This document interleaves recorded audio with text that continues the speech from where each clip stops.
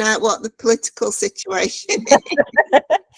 Much more important. It's really funny because Ashley, who's our new apprentice, as she was leaving, she said, "Oh, I've just seen it's popped up that there's news saying don't stock up on canned goods." And I thought it's a bit weird, but maybe there's going to be some sort of something because the announcement of an election. I don't know. So thanks everyone for coming to this drop in. We've got one more this time. Bradley, you've done everyone, haven't you? Got a new person here. So Linda, would you like to introduce yourself first of all? We'll just go around the room and you can say who you are and what volunteering you do for Spring Into Action and Meet and Match. I'm Linda, and I'm Spring Into Action volunteer. And I'm also a Meet and Match volunteer. I do training with Sue and Lucy on Friends and Relationships. I also do Club Night in Burnley. I've delivered sexual health. I'm not talking about that bit, but friends and relationships, we involve in other bits in it. Thank you, Linda. Bradley? Hello, I'm Bradley. I'm a volunteer at Spring Into Action. I've been here for 7 years. Wow. Probably even longer. Probably. And whereabouts do you volunteer? What volunteering do you do? I volunteer at the Clitheroe event, the Accrington event, the new one, and the new LGBT event in Preston. Thanks, Bradley. Jan, you're next on my screen. All right. Hi, I'm Jan. I'm the event lead for the Blackpool Disco at Martin Institute. And I've done some volunteering. I've done a few hours volunteering at the Friendship Friday group as well, which I'll be volunteering in a couple of weeks with Beryl. Thanks, Jan. Beryl? Hi, I'm Beryl. I volunteer at the St Anne's Pub Night, the Blackpool Disco, and Preston Pub Night. And I'm Lucy, and I'm the director here at Spring Into Action. And really, I should just put jack of all trades because I just do a little bit of everything. This morning, I've been helping out at our new drama session. So we've now got a production team who will be planning our new drama project, which is really exciting. Sue? Hi, everybody. It's lovely to see you, especially Jan, because I don't know how long it is since we first met Jan, but it's probably about 40 years or something, isn't it? Ridiculously long time. I don't know how we survived. I know, I don't. I know, a long time ago. I think you were very, very young. Well, not that you're not young now, because everybody's very young. So you were very, very young. So I'm Sue, and I'm from the Unite group, and I know everybody, so you know that I'm part of the Unite group and part of the partnership board and the Friends and Relationships group, and I do lots of work around training and support for people with learning disability to develop relationships and talk about sex so they're not embarrassed, and I do a lot of training for staff as well. And I've retired, but I spend my days doing work. And I've asked Sue to come because, as Sue said, she does lots of training, and I thought it'd be a good opportunity to give some training back to the volunteers and the event leads around friendships, and particularly supporting friendships at events, because it's, you know, you're the people who are seeing people on a regular basis and getting to know them, and if friendships are developing, it's just having that extra knowledge to be able to support people, because we know there's difficulties in keeping in touch in between the events. So it's just giving you a few tips, I guess, and a bit of training around how to support people if you know that they're developing a friendship at one of our events and, you know, they're not actually doing anything about that other than at the event, if that makes sense. So do you want me to, well, I'm going to try sharing, Sue, is that all right? Okay, yeah, that's absolutely fine. Yeah, because the icons are, the little things at the bottom are a bit different, aren't they? Yeah. Now, can you see that? Because this is what happened last time and I couldn't see it. Yeah. Oh, there we go. Yeah, yeah. Yeah. I think you can see. Yeah. Can you put it on slideshow? Yeah. So Oh, yeah. So I'm here yeah. today to do some training with you, like Lucy said about doing events, and I suppose I had a lot of experience of doing events over the years. When we started doing events as part of, well, before me to Match really, so probably for the last 20 years I've been doing events. And for me, one of the most important thing about when you're supporting is observation.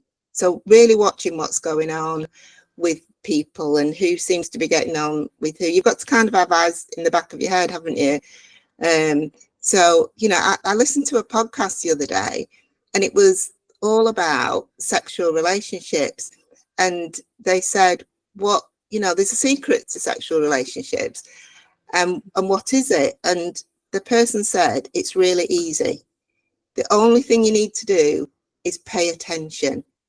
And I thought that was really good, because it's about paying attention to the other person.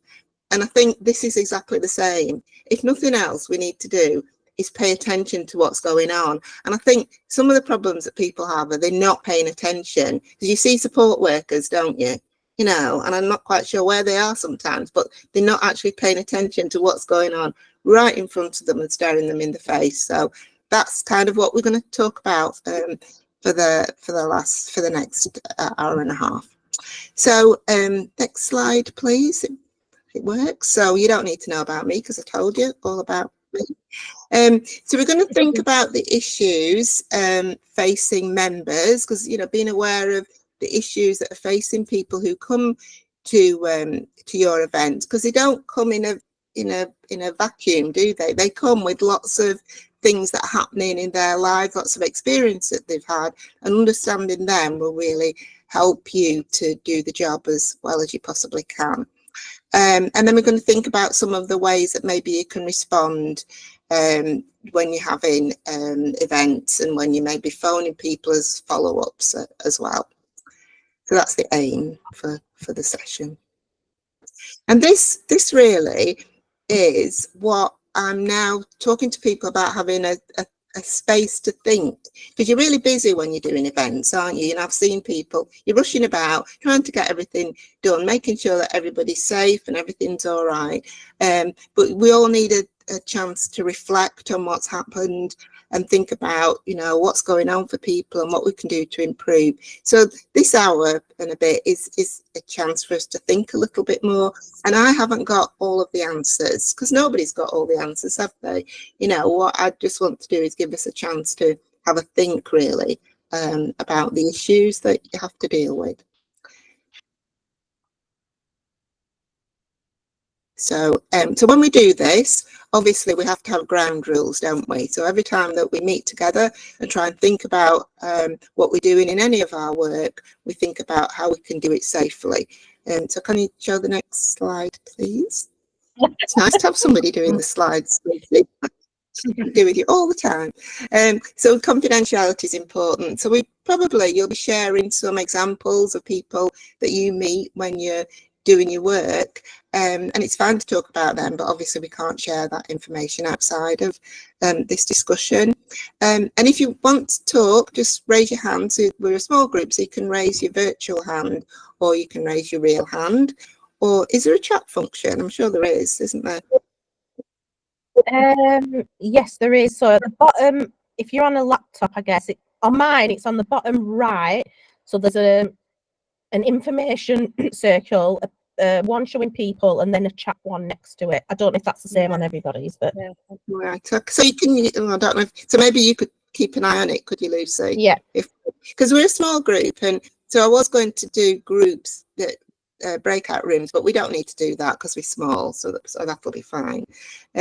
So having a quiet time, so that you know you've not got any other devices, unless somebody knows that Rishi Sunak has resigned, in which case you can tell us all. I don't know where Linda, are you there? Oh, she's here. She's finding out. When I was nipping. Right, if that happens, I'm running around the streets, with champagne. So we sometimes in these groups, we talk about really sensitive things, don't we? So, if anybody wants to talk about it outside of this discussion, I'm sure Lucy will be happy to talk to you, and so will I, because we recognise that sometimes this can be upsetting for people and worrying for people, and we don't want you to go away with that. So we need to listen to other people's views, because we all have different views about some of this stuff, and look after each other and ourselves as well. Really important to think about what this means for us, and take care of ourselves. Okay, so the next one is, so now we've already introduced ourselves, but when we're thinking about relationships, we need to reflect on what relationships mean to us as well. So, I just want to go around and for you to say what you wish you'd known about relationships when you were 16, because I don't think any of us are 16 anymore, are we? No. Not quite. So think about what you wish somebody told you about relationships when you were 16. Anybody like to start? I don't mind starting. So I Oh, wish Ashley. that I had known that, my peers were probably not doing the things that they were saying that they were doing, Yeah. which might have put pressure on me to get Yes. involved in activities. Yeah. So people say things that aren't necessarily facts. Do they? Yes. Yeah. And that makes you think that you've got to do them as well. Good. Yes. Yeah. Brilliant. Thank you. Anybody else? Yeah. Come on, Jan. I would say, I wish that I'd have known that some relationships don't last forever, but that's okay. Yeah, absolutely. Because you do get the impression that you've got to be friends with people forever and ever, don't you? And everybody changes and moves on. Yeah. And that's okay, isn't it? Yeah, brilliant. That's great. Thank you. Who wants to be next? I think when I was 16, well, 15 or 16, that when you get this first explosive relationship, they actually did tell me when it ends and you think it's the absolute end of the world and you'll never be happy again. I mean, my parents did tell me that, but I didn't believe them. I thought, it is end of the world, and that the grief does go away, because it was so sharp when I was 15 or whatever, and I thought I'll never be happy again. Yeah. So that's interesting, because sometimes people do tell you things, but even if you've got the information, you have to live through it yourself to learn. Yeah. It's experience, isn't it, that teaches us stuff. Yeah. Thanks, Beryl. Bradley, what have you got? Anything that you wish you'd known when you were 16? Cool. I don't really know. Is there any information that would have helped?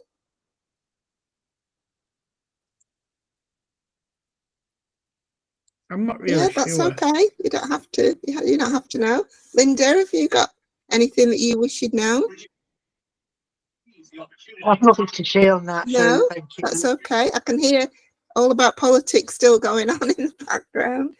So lots of people, when they're 16, don't know a lot of this stuff, do they? And they're not told, or they're told things like Lucy said, they're told things that are wrong. So lots of people that are coming to events that probably still, even though they're older than 16, will not know a lot of this stuff. So the expression "people are in the dark" is probably very relevant for a lot of the people that we support, because information is often hidden from them. So all the ways that you felt about being 16, probably that's lasted for longer for a lot of the people that we're involved with. Okay, so we'll just move on. So are there any, this is another question, when you're supporting people at an event, because obviously your role is to help people meet each other, and have happy, healthy, safe relationships eventually. So what are the main challenges that you meet? What are the main things that you think, oh dear, this is going to be a problem? Are people come in and just go on Beryl?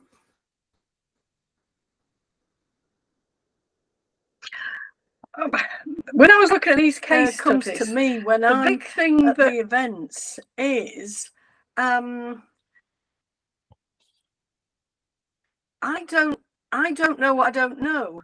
I only see a tiny bit of those people's the lives events when they come once a month, and there are a lot of people there, and you think, well, if I stick my oar in, is there something going on that I don't know about?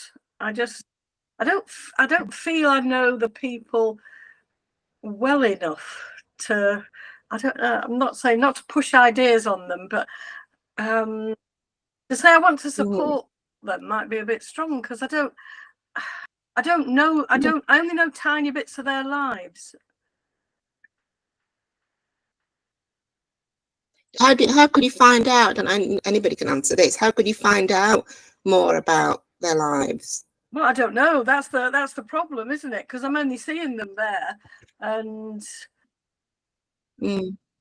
at the event, and putting on the event. Yeah, I mean, it has made me think doing this, because I think, yeah, we're helping all these people, but I'm not quite sure what. Then you think, well, what does it really mean supporting people? We're facilitating people meeting up, and how much more than that is it? Are we just there and we open the space up and we let it happen? We're facilitating the event, but if you start supporting, there is a responsibility that comes with that, especially if you get something wrong. I suppose there are some core things that we know about the experiences of the majority of the people. So we know, we'll go on to that, but we know some things that people will be experiencing. And then the rest of it, the things that are very personal, are about getting to know the people as you go along. Or is there any other way that you could find out about people, about the lives of the people that you are working with or supporting at events? I think it's like Beryl says. I think it depends on the situation as well. For example, having been to like the pub night is very different from supporting people at Blackpool Disco, because it's very, very busy. It's very loud. We've got a disco going. There's lots and lots of people there. Whereas if you're in a different situation where it's quieter, where people maybe are more open to talking to you more, where people aren't being dragged on the dance floor or doing other things. I think the environment is one thing to take into consideration, when you're working with individuals. And also I think, like Beryl said about how do we sort of, where are the boundaries, of us giving information, providing information to people so that they can then do something with that information, with the support that we give them, rather than stepping in and taking over, if that makes sense. Yeah. I think the word facilitation is probably, because you're trying to make it happen, aren't you? But you also have some responsibility around the messages that you're giving, and we'll do the case study in a little while about the message that you can give by certain actions for people, about what relationships mean for them. Yeah. Bradley and Linda, are there any particular things when you're supporting an event that you think are difficult or challenging? Has anything happened when you've been at an event that's been hard for you to deal with? Not that. I'm not really sure. Not really sure about I think Bradley, I know Linda's events not got lots of people there, has it, Linda? So it might be. I don't know. But I think Bradley gets has a different sort of perspective, because you are the and Linda, because you are the peers of people that are coming.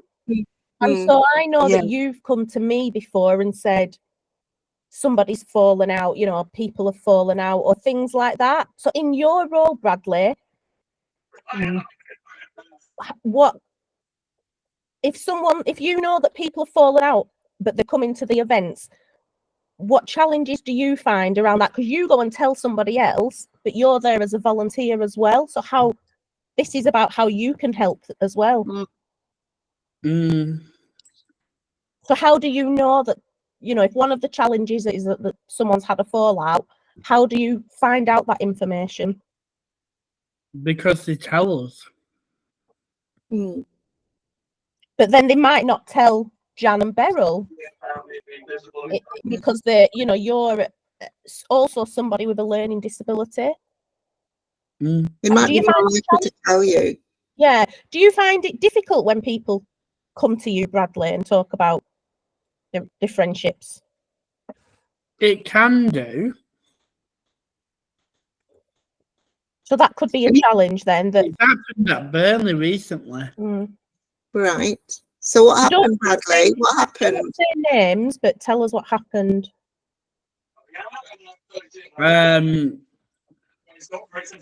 So there were two people who fell out, two friends, and one of them wants to ask why they're not friends anymore. Right. So not understanding what was happening with that relationship, and they hadn't had the. It weren't a relationship; it was just friends. Yeah, sorry, I was meaning that. Yeah, a friendship. Because there's quite a lot of groups, aren't they? And people fall out with each other, and then they're not speaking to each other, because it's quite a small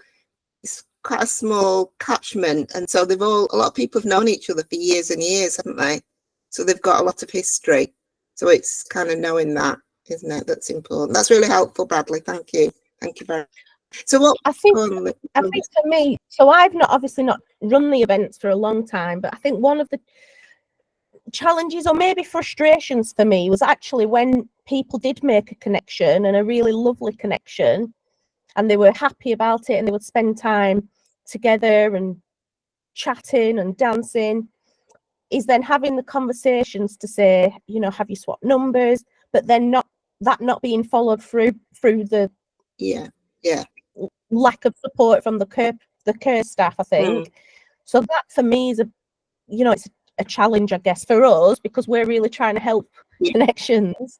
And then it feels like nobody else is on that sort of path for the person. Yeah, absolutely. I agree with you, Lucy. That's a very big challenge. And just thinking about Beryl's initial comments, the staff who are there, they are very much the people that you should talk to about some of the background, maybe, you know, what's going on, because they ought to know what's going on, and maybe talk to them about the next steps so that they're fully involved in if people are seeming to get on with each other. So, you know, that's maybe helpful. So if we just move on to, thinking that we're aware that there are challenges that are very significant for people. So this is just an example for us to think about. And I'm sure you've all been to events where this has happened. So the example. Well, I think this may have happened at Blackpool recently, and Sam fed it back to me and Lizzie. We were so excited, and then the name was mentioned, and we went, "Oh, yeah." And I probably know that person as well. So, yeah. So I mean, but it's not just that; it happens, you know. It happens a lot, yeah. So the example is, two people have been dating for a short time, and you're at an event, and they come up to you and they say, "Can I use the microphone to tell everyone that we're going to get married?" So, and they're both there with the support staff. So before we think about what we would do about it, why do you think that might happen?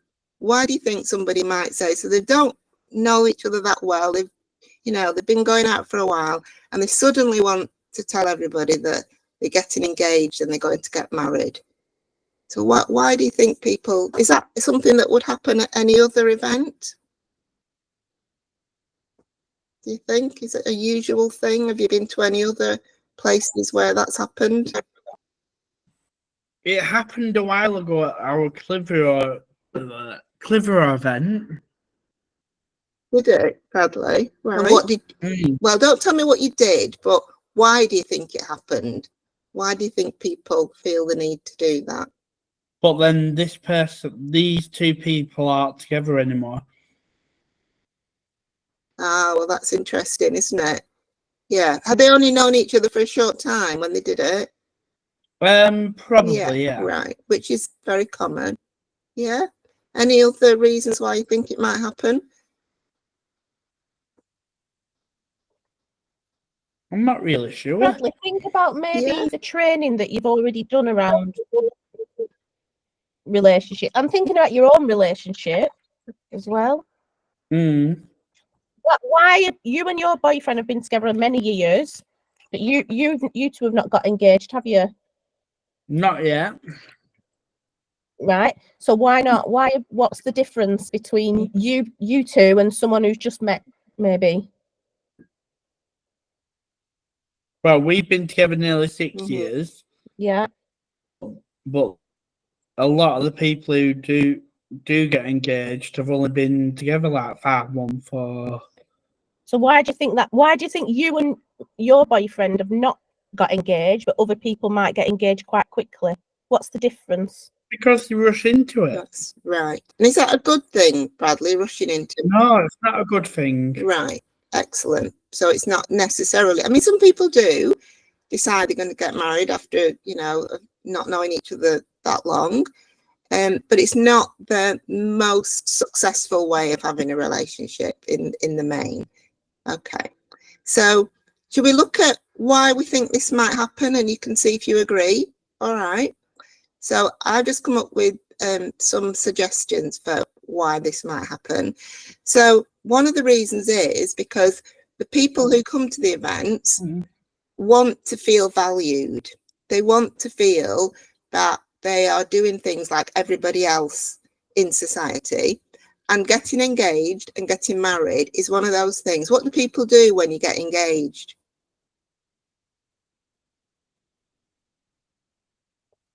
They have a party. They have a party. You have a party and an engagement party. And they're excited, aren't they? And what do they give you? Presents. They give you presents. They do. They give you presents. They're very happy, and they give you lots of attention, don't they? That's really important. You get lots of attention. So sometimes people, what they want is to get that. They're at an event. Everybody's doing lots of stuff, and if you want to do something that stops everybody doing stuff and looks at you, then that's a really good thing to do, isn't it? To say, we're going to get engaged and we're going to do what everybody else is doing, and it's going to give us attention. And I hate the word attention seeking, so I don't think it's about that. I think it's just one of the things that can happen when you say that you're getting engaged. Can you do the next one? So the idea of marriage attracts attention, and it gives you, everybody's really excited for you. So people, just thinking about what Bradley said, people don't understand about relationships. So they don't understand about how relationships work, and that, we've done about the relationships ladder when we've done the training. People don't understand about that. So they see that people can get married and engaged, and they just think you can jump to it. So a lot of these people who say they're going to get married and engaged, are they really, in your experience? Does it happen?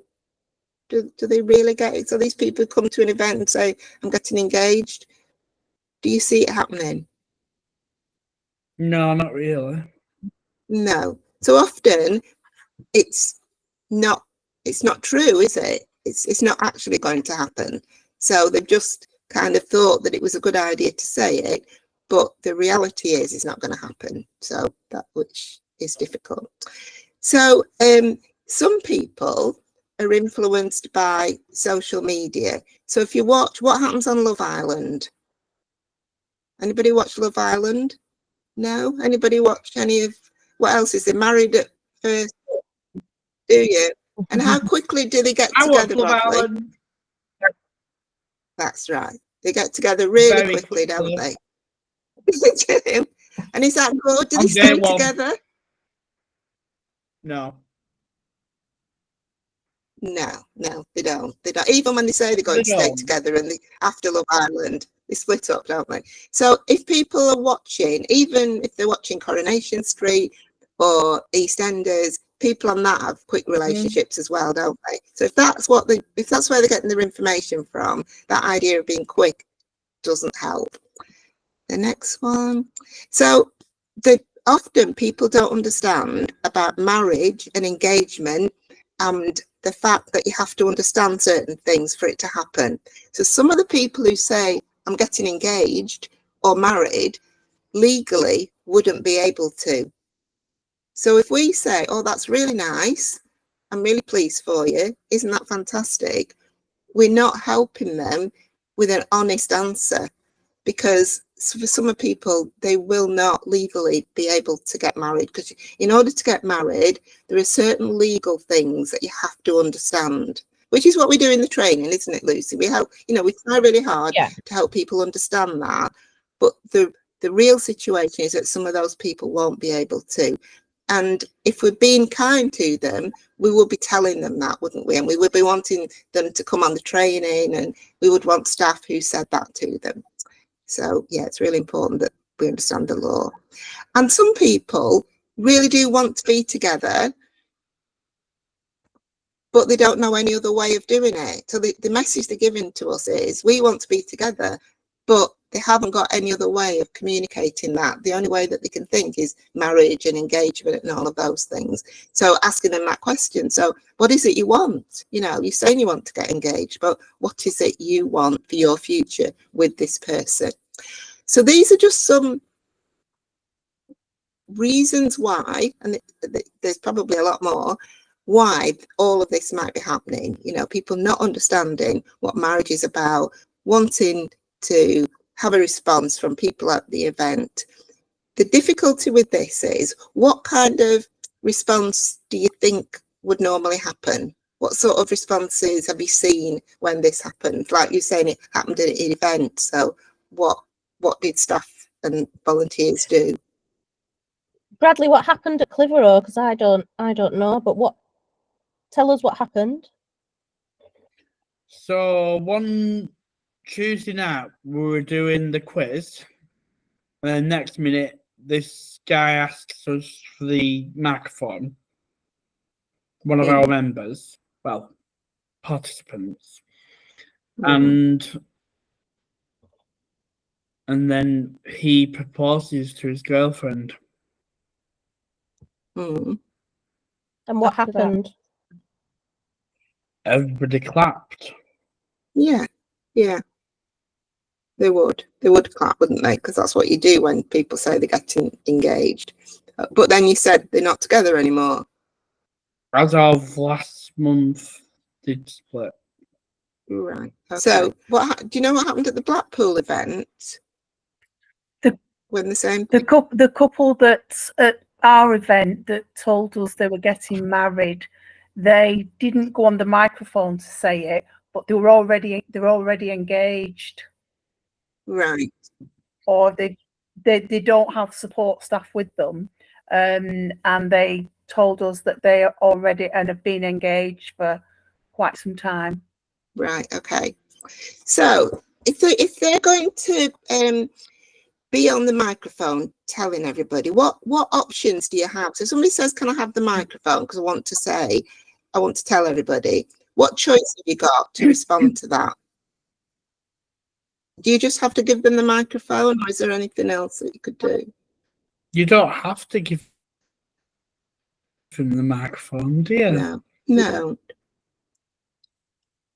And I think that's lots of people want to get on the microphone to announce lots of things, not just marriage. And I think possibly, I don't know if it's at your event, Jan, that we've said actually the microphone needs to stay with the DJ for him to do his job. I was just going to say, at our event, it stays with the DJ or one of our other volunteers, Tracy, or myself. It doesn't go to anybody else. Yeah. And basically it's Tracy and the DJ. Yeah. So not letting anybody have it is a good idea. Yeah. I suppose one of the things is, what is engagement? There's a strong likelihood, and I know the people, so it's a bit difficult, that they haven't got a full understanding of what engagement means and what that might lead to. So when somebody says, I'm engaged and I'm going to get married, it is about maybe asking them a few more questions about that. So, are you getting married? When are you getting married? What are you living together now? Are you going to live together? So trying to clarify it for them tends to make them feel, well, maybe I do need to think about this. And I'm not saying everybody should do this, but I'm a bit direct when people say that, because I think it needs maybe somebody, and you've got to know the people, I think, but you can say, actually, is that really going to happen? Really challenging them, because otherwise you are adding to the fantasy. People sometimes living in a fantasy world of Disney, And Can I just ask you something, Sue? I might be wrong, but do you also think that it might be a person's way of getting permission if they announce it, especially if support workers are there?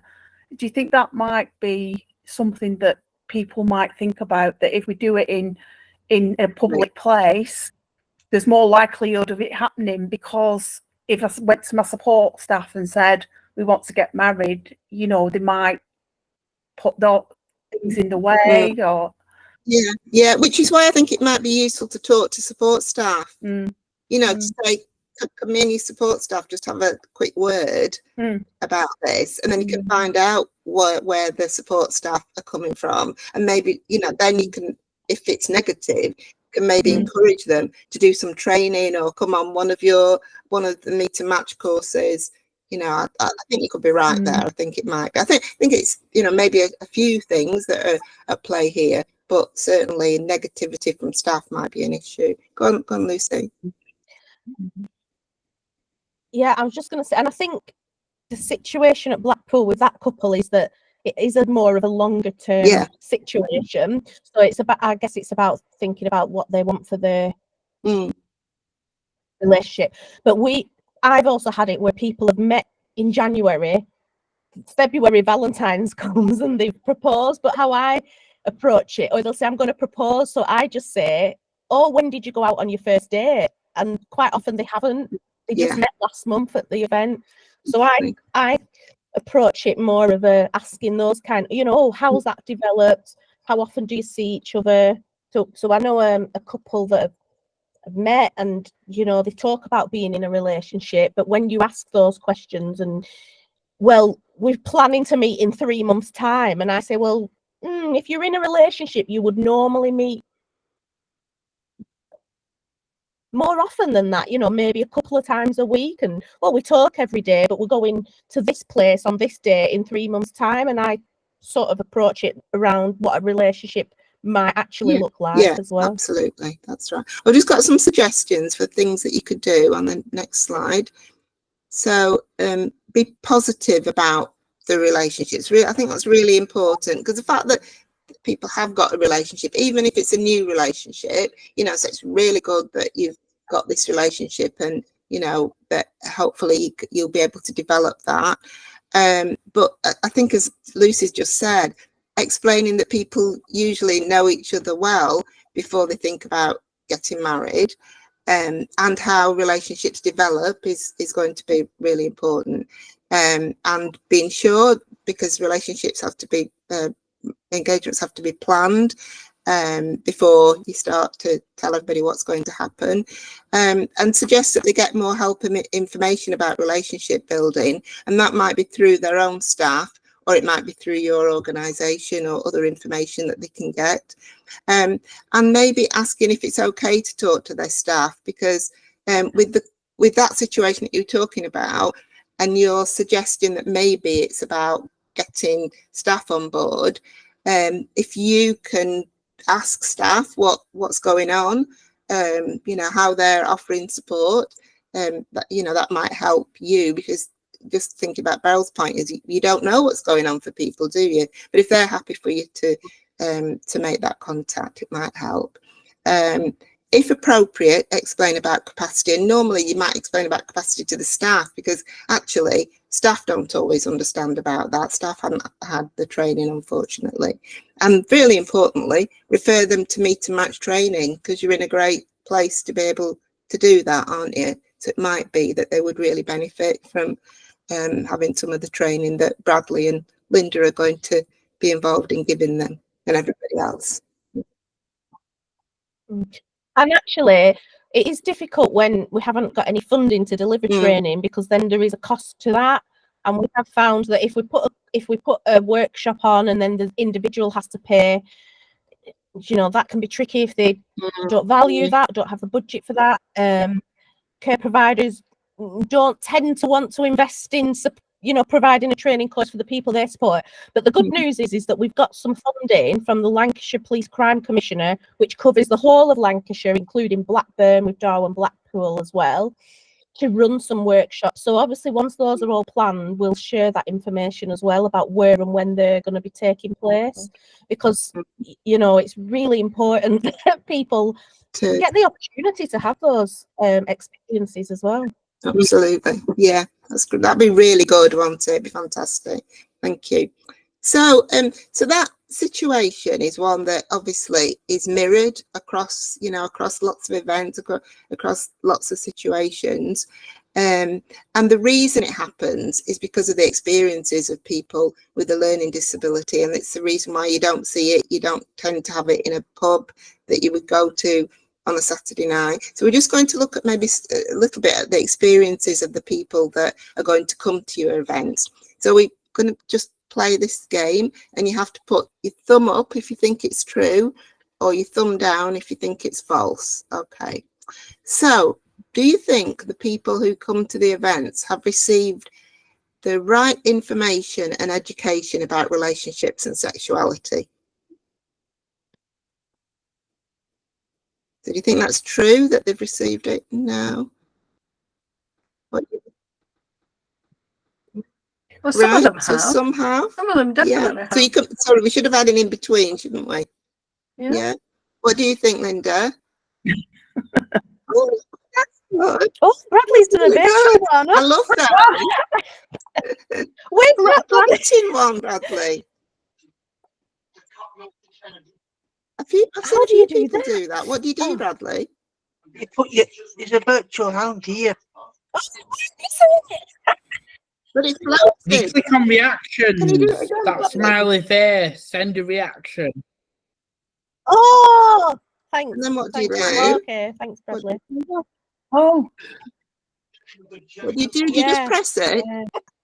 Yeah. Maybe we should have had a practice. Oh yeah, I like that. Oh, there's a big one. Oh my goodness. Lots of them. Oh, I like it. Very nice. So lots of people put their thumb down, but quite a few, but Beryl was saying some have. Yeah, so we know the research, because lots of people have looked at this and asked loads of people with a learning disability and autistic people, have you had the information that you need about relationships and sexuality? And what they found is that very few people have. So they might have received a little bit, they might have had experiences that have taught them things, but the majority of people have not had the information that's going to help them with relationships. So when people are coming along and forming connections for friendship or relationships, the likelihood is that they're going to struggle with them because they don't know what to do. And some of it is instinctive, you know, people, if they like each other, they might be together, but they will not necessarily have the skills to know how to handle that. Some of the things that Bradley was talking about earlier, people falling out, you know, not knowing how to handle those sort of situations might be an issue for people. So we can have some more flying thumbs now. So then, oh, yeah, I forgot I put a tick there. So the answer, so it's false, we've got the answer. So the next one is, oh, yeah, you've given them the answer to this one. And the next one is, No, it was on the last one. oh, right, sorry, was that the last one, Lucy? Oh, right, sorry, go on. Excellent, thank you. Technology. So staff supporting people, do you think, so staff supporting people have the knowledge, skills and understanding to help with relationships? So these are the people who come along with somebody to an event. Do you think that's true or false? Do they have the skills necessary? You think? Well, again, there's more than one. So I've met support staff who really know what they're doing. And Brilliant. It's not a yes or no, is it? Well, this is based on research. So no. people might be excellent supporters, but the research suggests that the majority of staff have never had any training. So and that includes people who've done things like care certificate, which is what lots of staff do, social workers, community nurses, and care staff have not had training. And the reason they've not had training is because they don't have to. So there's lots of training that staff have to have, like first aid and food hygiene, all sorts of things, person-centered support, but they don't have to have anything on relationships and sexuality. So for that reason, you find that a lot of people are a bit frightened or anxious about dealing with it. So it's really good that Beryl's saying she's met some excellent staff who are doing good stuff, but they'll be doing that because they're probably good people, you know, rather than that they've had the training, which is a bit sad. The good news is that CQC, who regulate services, we have told them that it's really important, and they are now saying it's going to be in the new framework that they're doing. So we're hoping that that's going to help. Yeah, so we are getting somewhere with that. So yeah, just press that. That's it. It's false. It's false. That's good. In the main, it's false. You know, obviously Beryl's right. There are some people who will have the skills. So the last one is people with a learning disability and autistic people are more likely to experience inappropriate sexual contact than other citizens. So do you think that people with a learning disability and people who are autistic are more likely to experience inappropriate touching or sexual advances than other people? Yeah, I'd say yeah. Yeah, true, yeah, true. Oh, I don't know what that one did. That's really very good, Bradley. You're very good with your thumbs. Brilliant. So people are, the research says they're 4 times more likely to experience sexual abuse than other citizens. But that 4%, that is only what we know about. We know that it's probably a lot higher than that. So what do you think about that? What do you think about the fact that people are much more likely to be abused?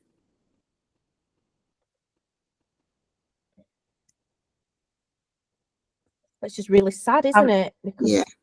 I was going to say it infuriates me. It makes me so angry, but it makes me incredibly sad as well. Very sad. Yeah, it is really sad. And I think, again, at events, it's important to observe, because sometimes, because people don't know the rules, they do things that might be touching somebody without asking.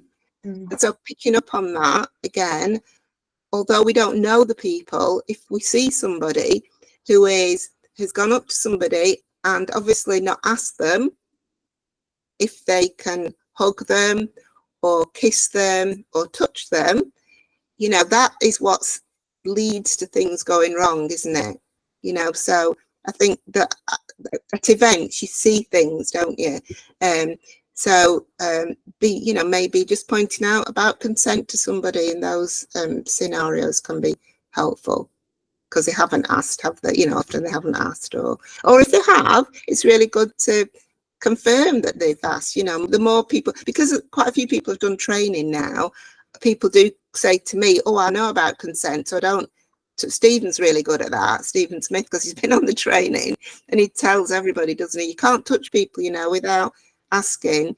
So that's the kind of thing that can be mirrored at an event. So I think events are opportunities for people to practice some of the skills that are really important to keep people safe. Jan? Can I just say as well, Sue, that I think that even when people have got consent, I think sometimes people maybe are unaware of an appropriate place to do it. Yeah. And I think it's important that we can say, that's fine, if you both consent, so you both consenting adults, that's absolutely fine, but not actually here, you know, it's absolutely fine.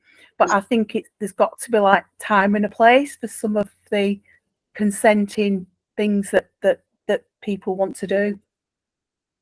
I think. And I suppose if people are doing things that are inappropriate in a particular place, it's helping them to think about, do they have a place? Because they might not. You know, if people, yeah, you know, if people are in a situation where they can't have somebody staying over in their accommodation, for instance, they haven't got a place. So again, I think it's looking at, where's that place for you? Yeah. Otherwise, people are frustrated, don't they? Yeah. But yeah. Sorry, Lucy, were you going to say something? You look like you're going to say something. Yeah, I think you're absolutely right there. But knowing this, knowing how, you know, people, because they often don't know the rules, are more likely to experience some of this inappropriate touching. You know, if we're aware of it, we can maybe pick up on it early for people. Yeah, thank you. That's brilliant. So, any comments about that? You did very well with your thumbs. Brilliant. So we're just going to we're just going to look at another case study, and they're all based on things in real situations. So I think this one was Lucy's actually. So the things that you will have experienced. So we'll do it as a group, thinking about, you know, what action you can take as a result of this. So John and Mary are in a relationship. They see each other once a month, as Beryl said. That's the only time that they see each other at one of your events. But they're also getting follow-up phone calls from Meet and Match. And they text each other. They regularly text each other. And they say they want to see each other more often. They want to make plans for the future, go on holiday, live together, have a family. They're both supported by different agencies, and they live not too far away from each other. So, given everything that we've said, how do you think you could help them? What could you do to help them? Imagine they're your friend. What would you do if they were your friend and you were trying to help them, or if there's somebody who coming to an event? What might you do if one of your friends is in a new relationship? They only see each other at Clitheroe disco or Clitheroe pub night. And I would get them meeting up outside of the group. Brilliant. How would you do that? What would you say? My support's here now. Oh. Do you need to go? Yeah, if that's okay, Lucy. That's fine. Okay. That's okay. See you, Bradley. Thank you, Bradley. It's nice to see you. Thank you. Thank you for your ideas. Bye. So Bradley's suggesting that he'd help them to think about meeting up in between. Yeah, it's good. Anything else that you might suggest? I think you've got to, I mean, that's quite a long list, isn't it? You know, seeing each other all the day, living together, having a family. You know, the other slide you put up, you know, where's the, you know, get the realism in and don't just, you know, reinforce their ideas. Just, you know, one step at a time. You know, if you're not even up outside, these are all, you know, try. I know sometimes concepts of long-term planning might not go down very well or be understood, but you know, this is a long thing stretching out into the future. You're not going to do all of that in the next week. That, you know, it's like baby steps. You know, you take one step at a time. How do you plan the first thing of that, and what's, you know, what sort of occasion is it? So you've got to get some realism there and say, well, what's the first step to the first step to that is just one meeting or one video call outside of their norm. So you know, that's what you can focus on and plan that, and then say, you know, the rest may follow, or, you know, we hope that will develop. But the reality, you know, the reality is you've got to do, you know, one thing at once. Absolutely. Why do you think this might happen? I mean, this is not an unusual situation, is it? I think Lucy talked about it at the beginning. Well, why do you think people might just see each other at your events and not any other time? Because they're restricted by their support and their care workers and the shifts that their care workers are on, and the, you know, that some of them don't pass on information to the, you know, to their organisation or to their fellow support workers. So it might be about communication, maybe them communicating between each other. Yeah. I think for during COVID, we were having meetings like this, and we had a girls group, and one of the girls sort of said that she had support sometimes for some things. She was quite independent, very independent actually, in a lot of other things, but didn't understand that she could do things if her support wasn't there. And that was really eye-opening, really, because she did all these other bits and pieces on her own, but didn't think she could go and meet a friend unless she had a support worker around to do it with her. Yeah, I've heard that, Lucy. People think that you can only do things if somebody's allowed them to do it, which is about advocacy, isn't it? Go on, Jan, you've got your hand up. I think it is important to encourage, you know, the two individuals to talk and discuss with the support workers as well, because I feel that it's really important that the support workers are on board with all that as well, because that could make it, like you've said, really difficult. You know, were you saying about lack of training, you know, for support staff, and if they don't understand or don't, you know, if it's sort of taboo to them or they don't understand, I think it's really important that, you know, like Beryl was saying, you know, first steps, let's get, you know, so you don't rush, but you need to speak to your staff as well and bring them on board and tell them what your hopes are really for your future relationship, and bring the staff from both agencies on board with that as well.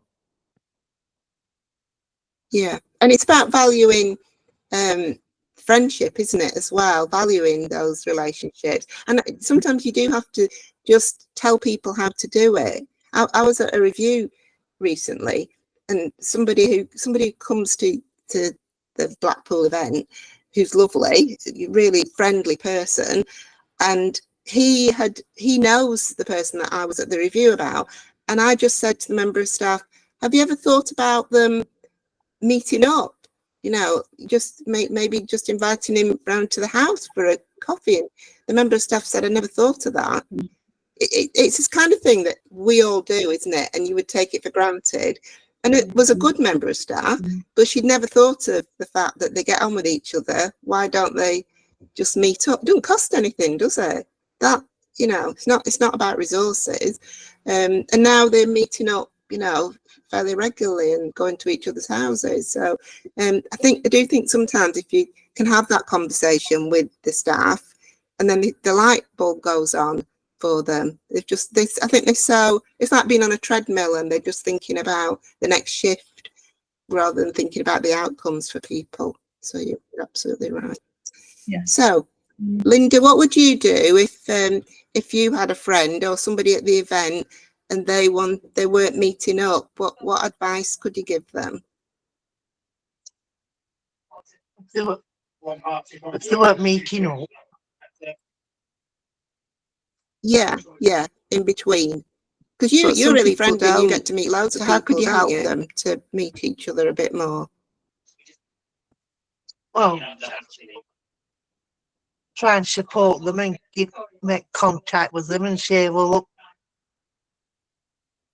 give them your phone number if they want to exchange numbers, like you said, and try and meet outside the event. Fantastic, Linda. That is really good. So I think that thing about, meeting up outside the events and maybe swapping phone numbers. And again, people don't always think of that, do they? They don't always think. I do wonder, Lucy, and I don't know if you do this already, whether maybe giving something to staff, just giving them like how to support relationships, maybe each time they come to an event, just some very, very simple tips. You come into an event, here are some tips on maybe if somebody does make a friend, what would help.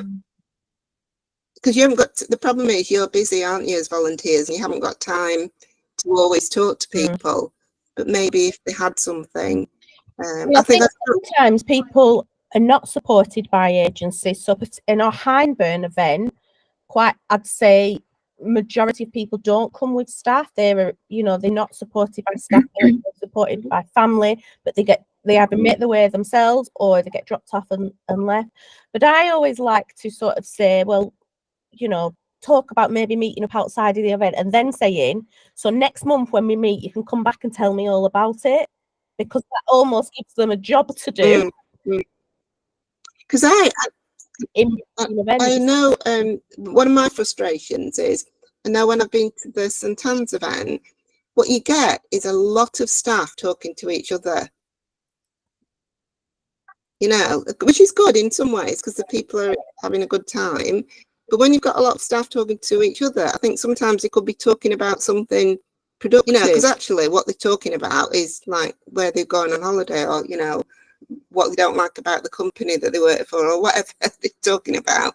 But it's not about what they're there for. So that might be an opportunity to talk to them about some of this stuff. Yeah. So I've just got some suggestions for what you could do in this scenario. But Linda, you're absolutely right about the phone calls and maybe helping them to meet up afterwards. So you've already said, can they organise a date, and thinking about the kind of date that they might want to have, can they go between the events? Do they want to go out for a meal or do an activity together? And do they know how to do this? And maybe the staff don't know how to do it. And can this happen not just once, but can it happen more regularly?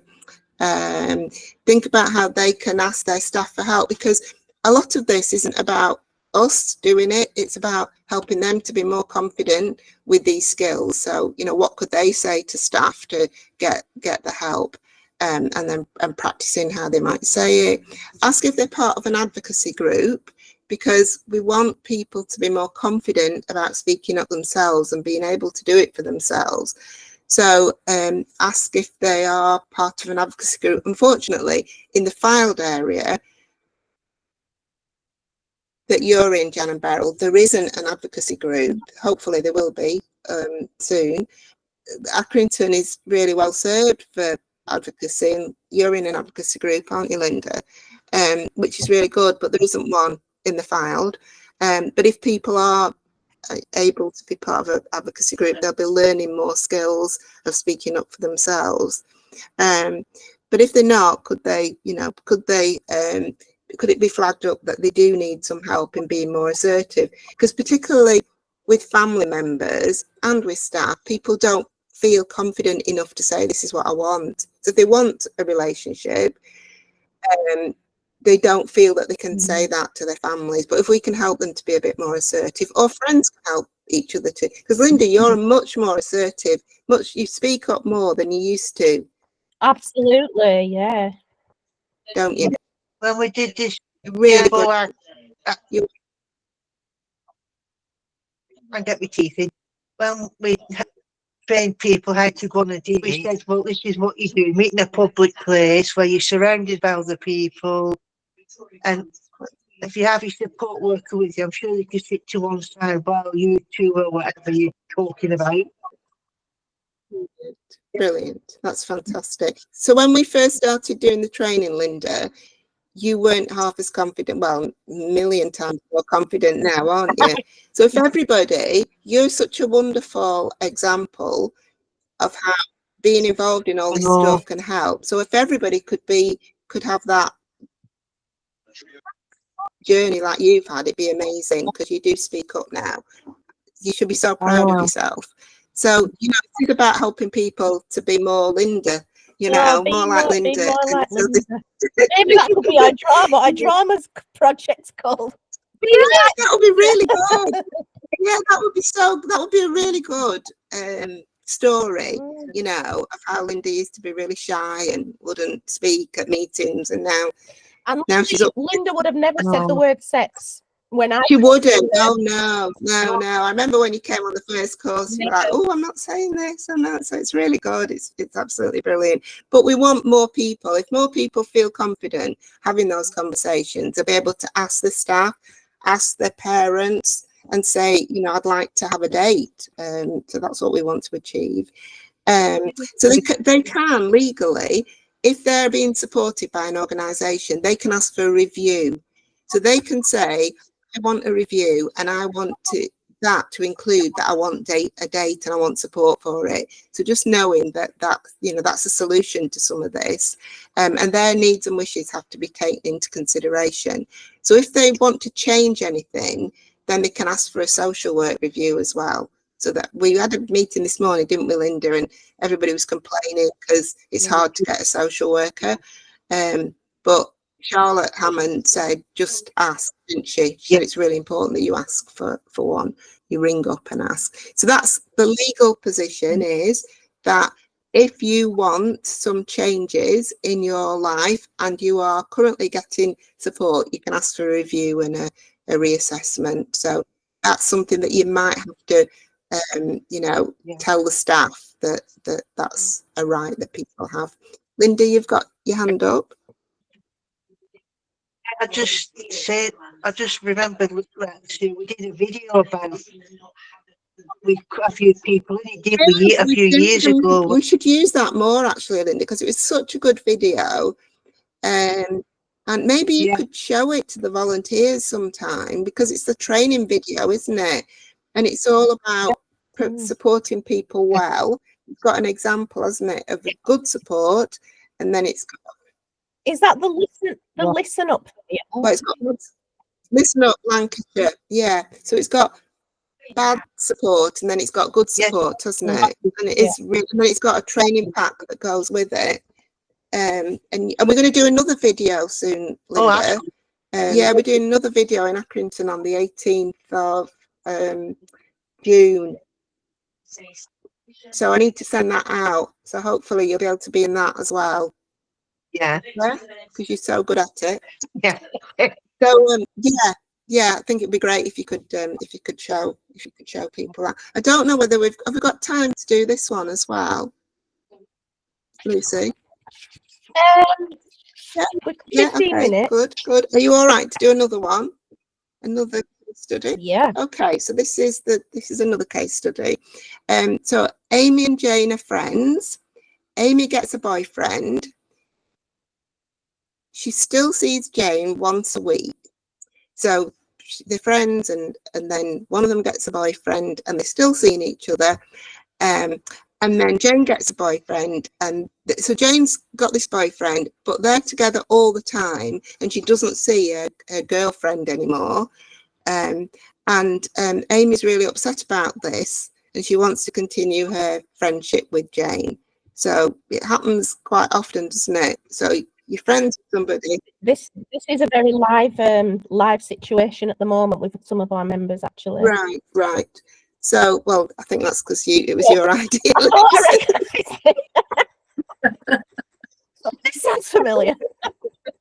So yeah, but it is quite common. It's quite common in relationships generally, isn't it? When people, especially when people are younger and they're having new relationships, they get obsessed or get very focused on the relationships. So how could you help her? So how could you help Amy particularly?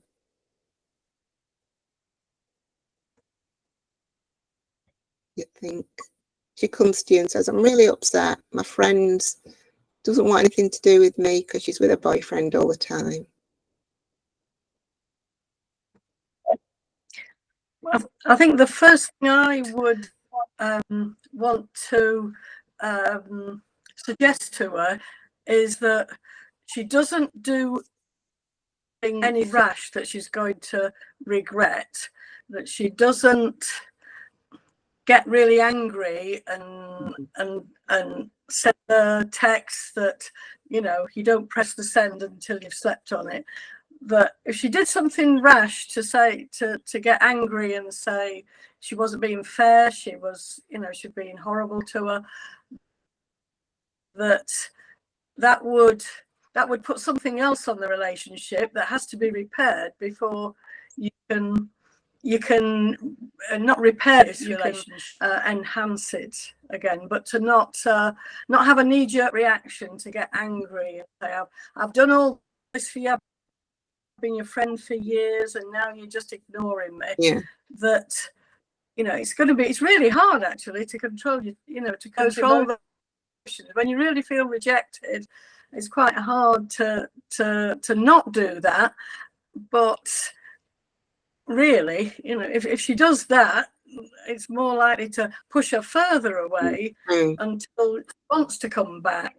That, you know, this friend of hers might be in this space that she's never been in before. If she's got a boyfriend, never experienced that.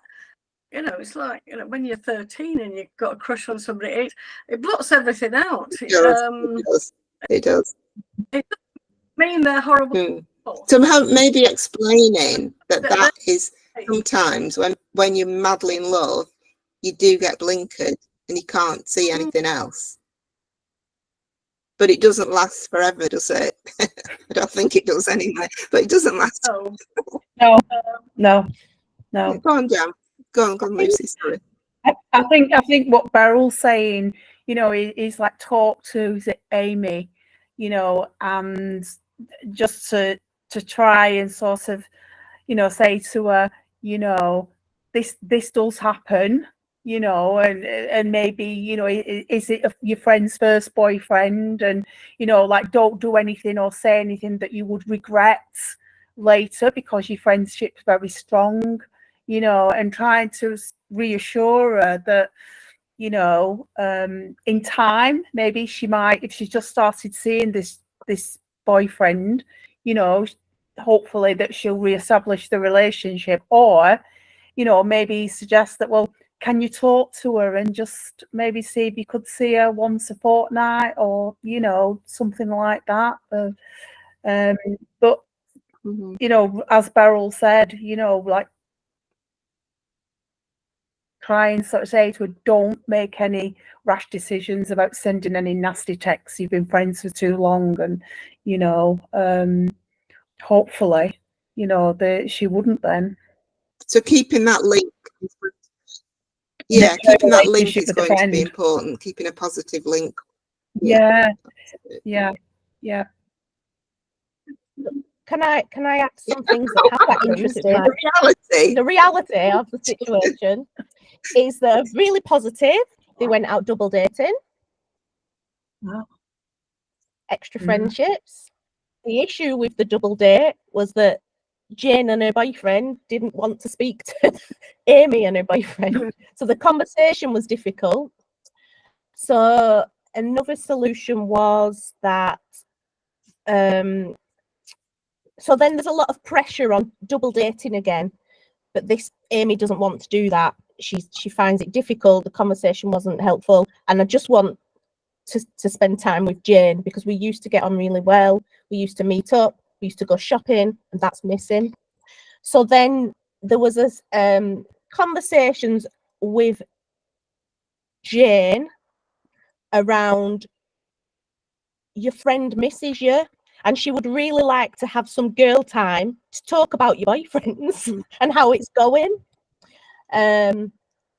So that was planned, but then I think the boyfriend, the Jane wanted the boyfriend to come along and kept putting pressure, saying, well, we should meet us up as 4.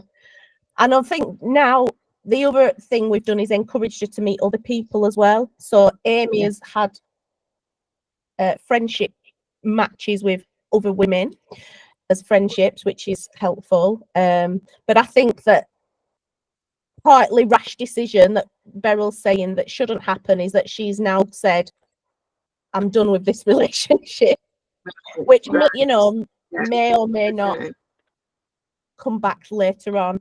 But I think the other thing which is interesting that someone else has picked up is there a controlling side to this, the relationship, and perhaps we should all keep an eye on that as well. That was my concern really, when you told me about it. Is there a slight red flag in this? And it could be, just the emotion of the strong emotion of a new relationship, but it could also be some concern about control as well, that needs to be watched, because as a friend that's what you would worry about as well, wouldn't you? Yeah. Just see if I put anything different to that. I don't think, because obviously the reality and the fictitiousness is different, isn't it? So she needs to know, doesn't she? She needs to explain, this is how I feel, not in a negative way, but be honest and open about it. Explain how she's feeling, and help her to practice that. And finding out about their past relationship and what they used to do together. So, I think, as you said, if she likes shopping, maybe suggest that they could do some more of that, but she obviously doesn't want to. Is there anything that they did together that Jane particularly enjoyed? Explain to Jane that sometimes at the beginning of a relationship, people do get blinkered. They do, don't they? They're very blinkered, and that maybe it needs time and space for her, and she will come. And I've known situations where people are with somebody, and they don't think about their friends, and then when that breaks up, they want to come back, don't they? They want you to be their friend again. So just sometimes you just have to hang on, don't you, and wait for that to happen.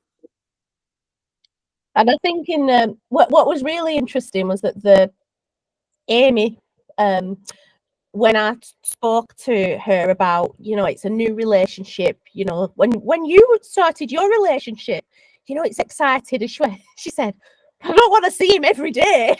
Yeah. Absolutely. 2 times a week is enough, she said. Which is more healthy, isn't it?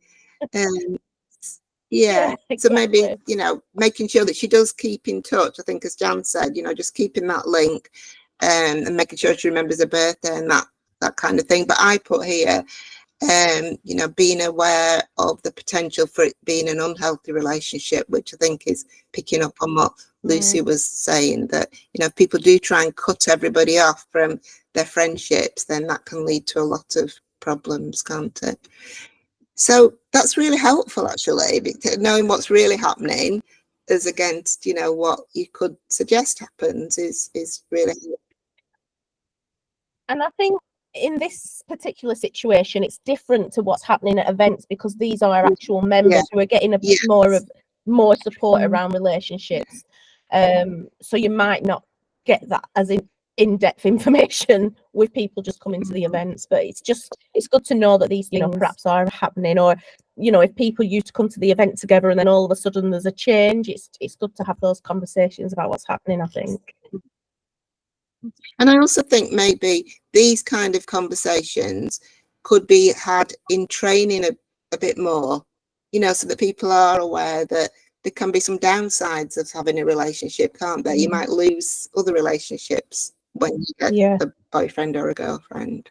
So so that's the end of our case studies, which I found really interesting, hearing from you. Are there any questions or comments about our conversations. I think it would be good, you know, like you sort of mentioned about having maybe a leaflet for support staff. I mean, we do have quite a number of people that come without support at the Blackpool Disco, but then there are quite a lot of support staff parents that do come along as well. Yeah. And I think it might, yeah, I think it's a really good idea if there's some sort of leaflet there for them, or where even telling them where they can get more information on training and understanding relationships, because I think, like you said, Sue, you know, about the training, you know, a lack of mandatory training for support staff. And from personal experience of being a support staff many, many years ago, where I worked in the houses, I can sort of, you know, completely know where relate to it coming from. And for parents as well, because I think for some parents, it might not even enter the mind that the child, or as their child, their son, their daughter, you know, of having a relationship. And I think if there's some information on where they can get more information or training, I think that will be good for staff and support staff. Support staff and maybe parents if they want to pick one up as well. I've explained to Lucy previously that when I went to Canada, I went to visit a service. It was very much like Meet and Match, and they had events. And what they did was, the people went, well, it was called a pizza night, but it was a disco basically where they had pizza. And the staff went into another room, and the staff, if people could manage without staff, and the staff and the family members got some training or had a discussion. It was for about an hour, and then they went back to the people. But it was a really good opportunity to get, because they were there and often they weren't doing anything, so they got that information and they got some training at the same time, and it seemed like a really good way of doing it. We might have a visitor to some of the events, which I will speak to her actually about this, because we're trying to do some evaluation as part of our lottery funding. So I don't know which event she's gonna come and visit, but you'll know in advance. But I will ask her to maybe chat to some of the support staff and family members around this as well, because that would be really good to get that feedback as well from them. Yeah, that would be great. Yeah, good idea. Thank you, Jan. That's really helpful. Linda, is there an update on the political? On the Prime Minister? I missed it. I think it's the 4th of July, because I think something was leaked. They're always leaking things, aren't they? So I think it's the 4th of July. It is the 4th of July. Is it? Yeah, good.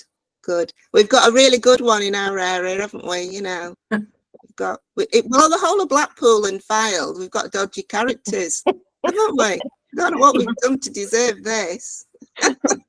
In fact, I'd say they could do with